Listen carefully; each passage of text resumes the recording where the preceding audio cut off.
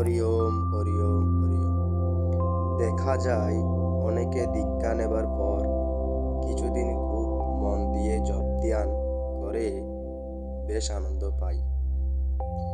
তারপর সে ভাবটা ক্রমশ বা হঠাৎ চলে যায়। আর কিছুতেই বসতে ভালো লাগে না। হৃদয়টা যেন ফাঁকা ফাঁকা বোধ হয়। নিজেকে অবলম্বন শূন্য, অসহায় বলে মনে হয়। তাতে ভয় পাবার বা নিরাশ হবার কিছুই নেই। সকল জিনিসেরই ওঠা নামা, জোয়ার ভাটা আছে, মিলন ও বিরহ আছে।